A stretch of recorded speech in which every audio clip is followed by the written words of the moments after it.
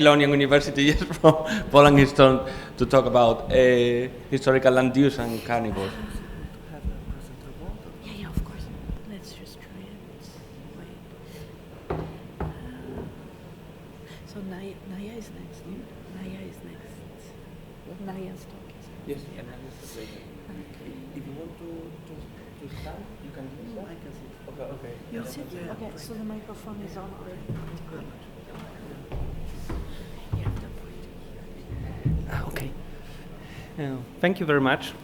Special thanks to the organizers for giving me a chance to present here. I would like to talk a little bit on the historical data that we used to work on in Central Europe, and my presentation is divided into three parts. So first I will tell you a little bit on the data that we used to work on. Then I will tell you a little bit about why does it matter for the biodiversity in Central Europe, and finally I will show you the problems that we are starting to solve with this data set. So maybe there's an option for you to join us and help us with this. More than 10 years ago, The Economist published a report saying that we have a problem with data. There are too many data around. So there's a data deluge problem. Actually, in more or less similar time, in the historical GIS book, one of the important books for the people working historical data in geography, because I'm a geographer, this might be important, you could find the sentence that historical geography is rarely data rich. And since then, many things happen. So we have even more data around. So for people working with remote sensing, we have, for instance, Sentinel. It changed a lot. There's a LiDAR data around. Many things are open and you can use it. Also, the changes happen in historical data sets, but probably not as fast in the contemporary data. So still, it is a problem to get there and to work with them in the way that you can use contemporary data, so you can easily open it in JS software and just use it. So it's not so simple. Just an example, what changed in the last 10 years since the report was published is the accessibility of historical maps, which are already scanned and georeferenced. This is an image from the geoportal Mapire.eu. You could probably saw it already. It's the 19th century maps that are already available. However, many things are missing. So not only Spain is missing, but also there are some problems on the territory of Poland, current Poland here. And even if those maps are available, actually the quality of the georeferencing is done in a way that if you want to work on a local level, you have to do it on your own. And we did it on our own.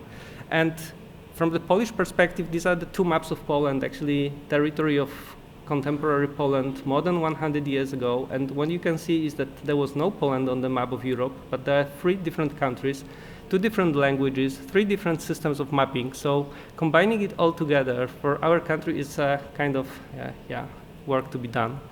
Even in the interwar period, Poland was slightly moved towards east, so it was back on the map of Europe, but even then you have to be aware that western part of the country and partly northern part of the country was part of Germany, so the mapping system is also different, the language of the maps is also different, and actually this is the area where the people were forced to move to Germany after the Second World War, so this is also an interesting from the rewilding perspective. The part in Poland that I live and I work and mainly work on is the southern part, which belonged to the Austro-Hungarian Empire for quite a long time. And specifically, our province was called Galicia, and this is a funny thing because you also have Galicia here in Spain, but this is another one.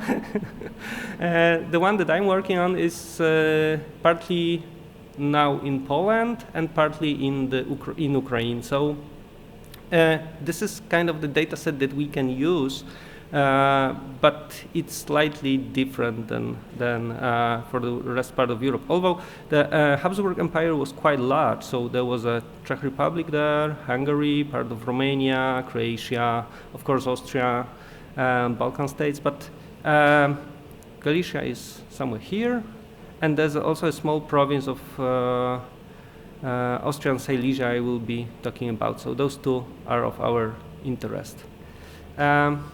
And there's quite a lot of data there. And what is good is that this is consistent for more than just the area that we are working on. So this is a high potential because the similar data sets are collected. But the thing is that not all of these data sets are in a user-friendly form. So theoretically, there's quite a lot of census data, but very often it was available in PDFs maybe, or maybe even not. So some years ago, we started a project where two groups of people, so geographers and historians, started to work on it. And historians went into census data, and now it's available for the Galicia area. It's available in Excel file. You can combine it easily and with shape files and use in GIS. And we started to work on the historical maps. So yeah, let's check some examples how we made possible to be used back in geography in digital form. One of the projects that we worked on was on the land use reconstruction for the Carpathian Basin for a long time period. So we started from historical Habsburg times, but then we moved towards newer data sets, and a lot of things were different at the time. So there were new countries in Europe, new map systems, and then the socialist time also mean that new mapping systems, different access to different maps and things like that. I think Catalina Montuan will tell us a little bit more on that project, but in general, we were able to collect the data on land use for every 2 kilometers, creating kind of the network. We were lucky enough because our study area is here in the north, so these are the Polish Carpathians, and we were happy to work also on the wall-to-wall mapping of similar data sets. So we started with a forest cover, and we used both manual vectorization and automatic procedures to extract the information about the forest cover, and it was finally possible to create the forest cover changes maps for the period in Polish Carpathians. And what you can see here in blue is actually the very, very nicely visible forest cover increase. And this is the region that Adam already mentioned yesterday in the discussion about the resettlement, forced resettlement after the Second World War. So this was a kind of rewilding opportunity for this area, which is a biodiversity hotspot. I will come back to this area again.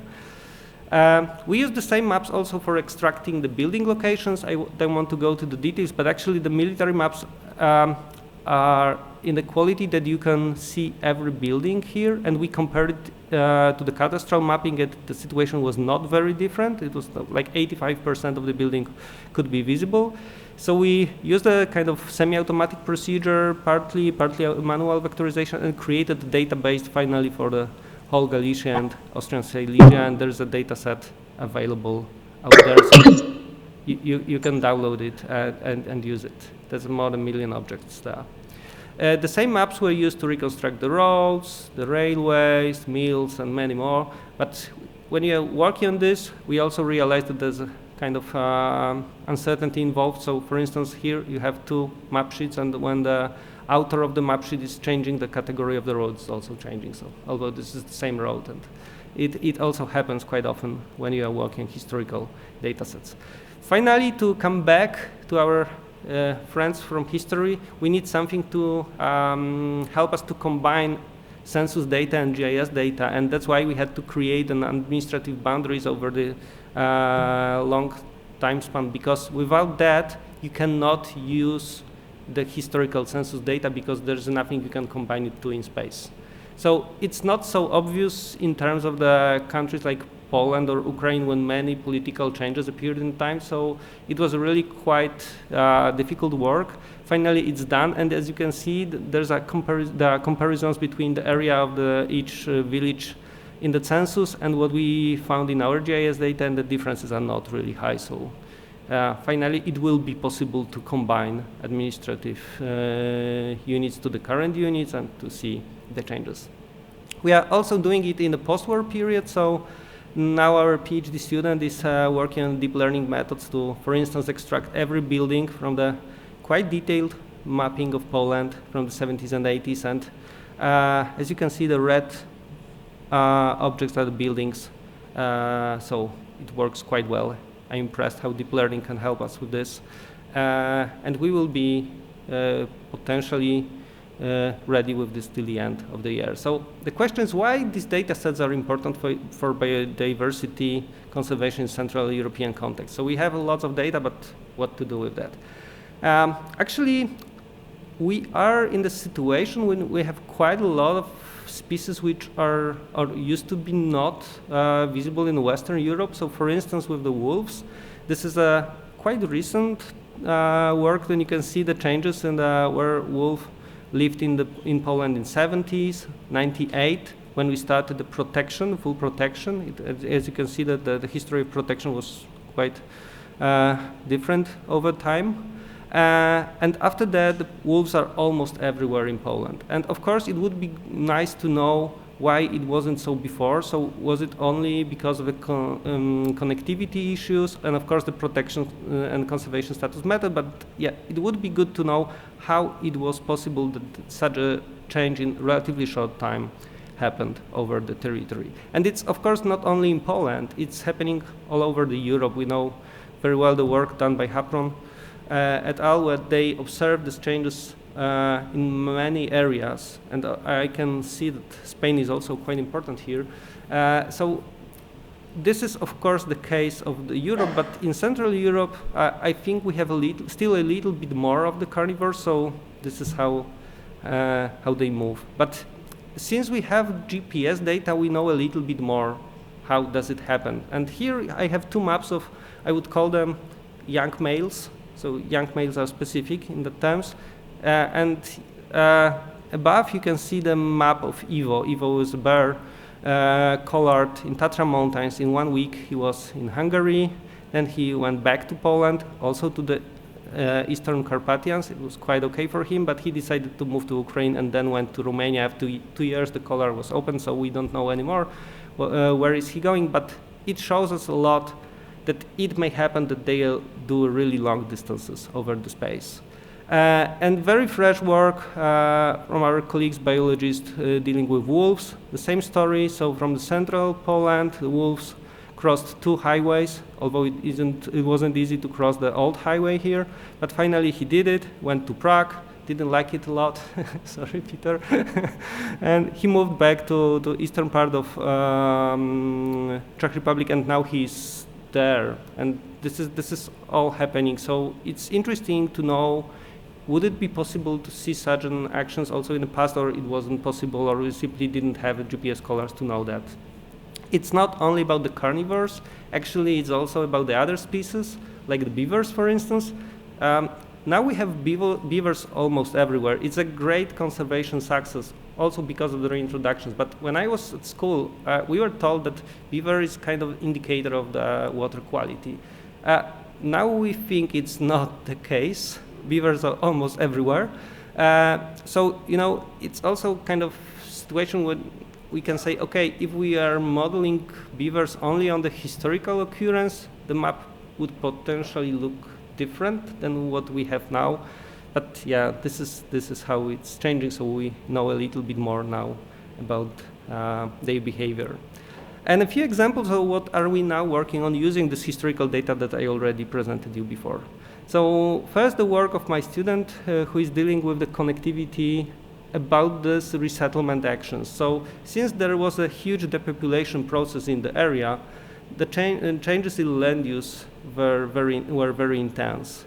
So based on the data that I showed to you, she created the cost surface with a list of variables, and then she tried to create the connectivity among 2 areas that we know that the bears were living, although when there were minimum forest cover in the mid-19th century. So you can see that theoretically the connection was possible in the mid-19th century or the 30s, but actually it would be very difficult. But after the resettlement, the forest cover increase was really much faster. And we will try to combine this data set with occurrence data collected by biologists and see whether such a model really works on, or maybe there is a huge difference where the bears were spotted in the past and what the model says. So we will see. It's an ongoing project. Having also data on historical forests and historical settlements, we created something what is called wildland-urban interface maps.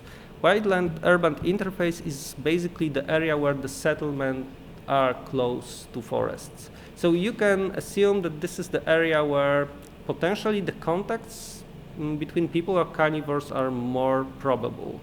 And we created such a map not only for the current situation, but also for the mid-19th century and also for the 70s. And we combined this map with current data on the damages done by bears in the area. By the way, the bear damages data were collected by Carlos Bautista, who is now working in the Eastern Carpathians.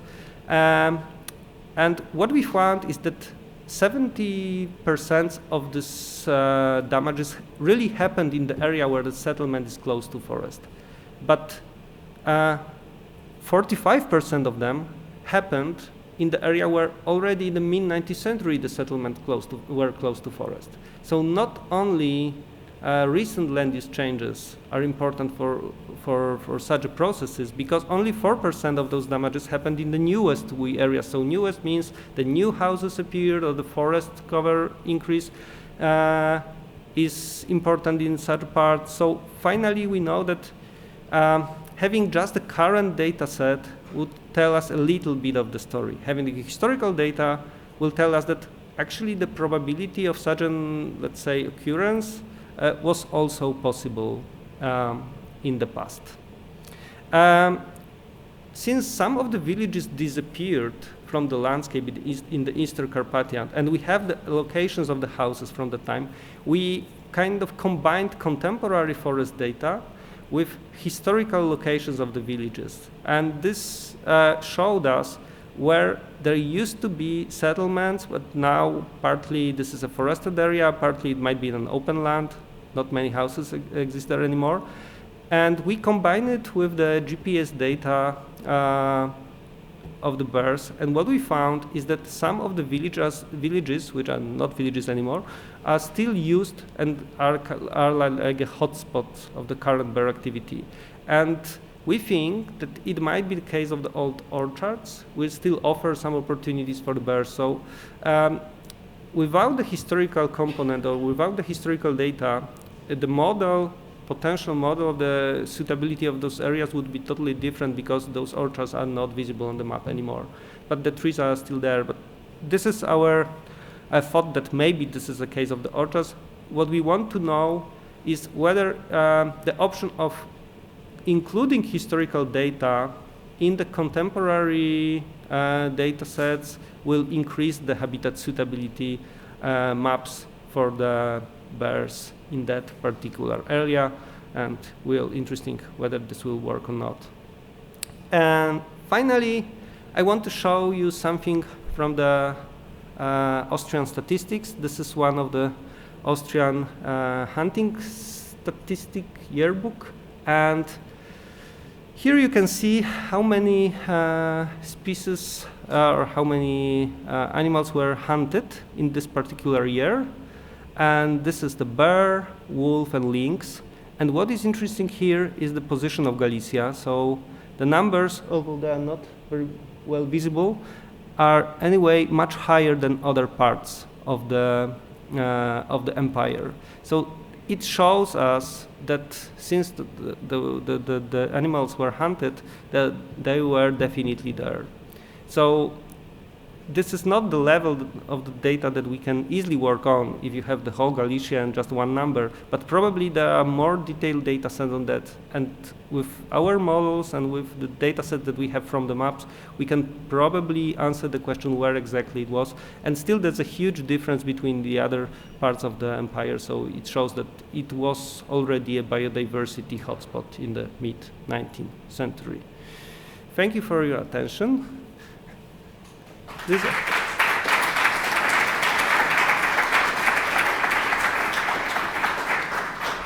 Just the one comment here. This is a photo in a former village, and the road sign is saying that you should beware of bears, wolves, lynx, roe deer, red deer, beaver, and the wild boar.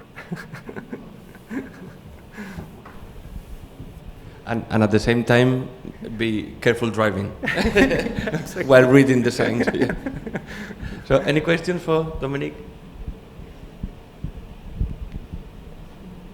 Thank you so much for that. That was incredibly interesting. I was just wondering if you could tell me a bit more about the orchard interactions and the settlements. How long ago were they abandoned? What kind of species are growing there? And if you visited any of them and if they're still productive?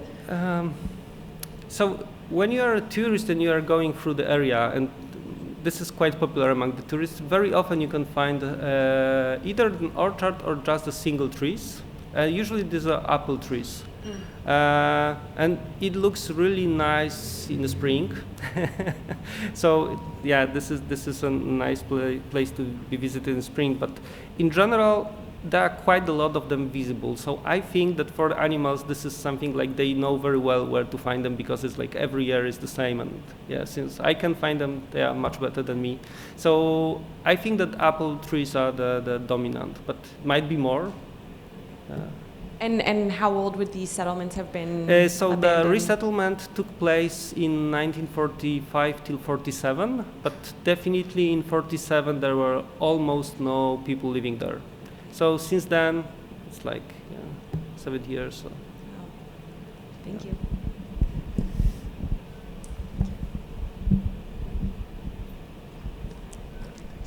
Hey, Dominik, thanks very much.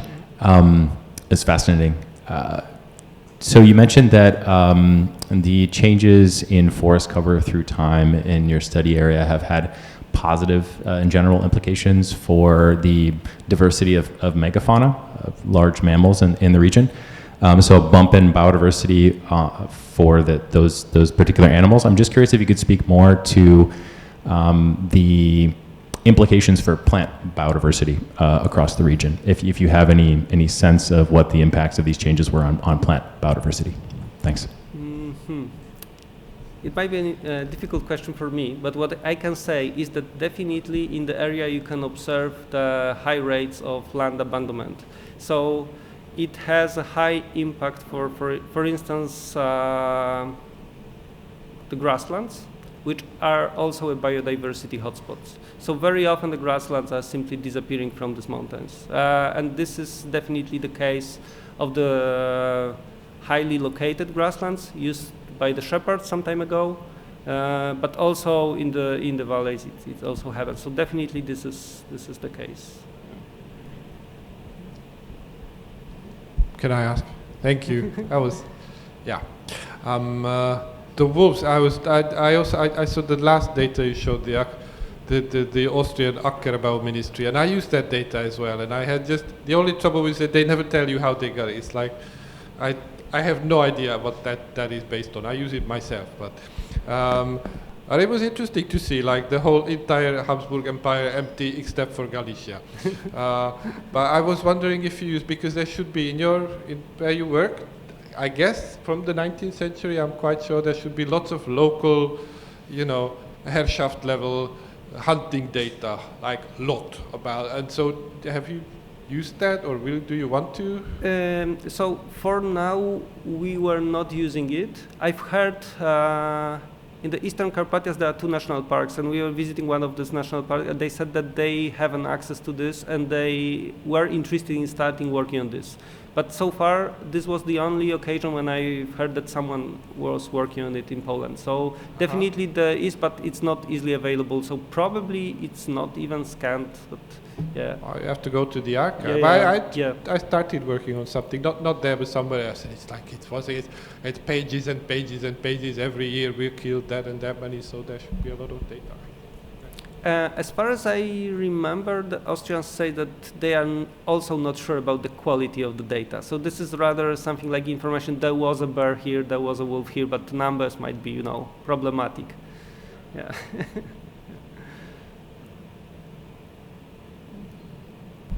Thank you for the excellent talk, Dominik. I was wondering, after the Soviet occupation of the area in 1939, do you see any market change, not only due to the displacement of the local population, but also because of the different socialistic approach to the forestry?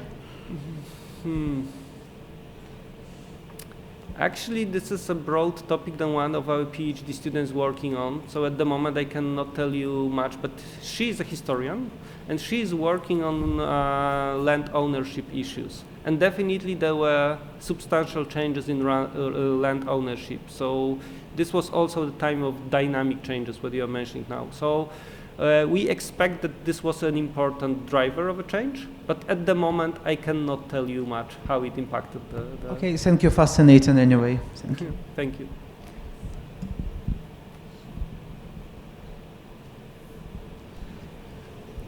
Any other question? Then yes, thank you, Dominik. Thank you.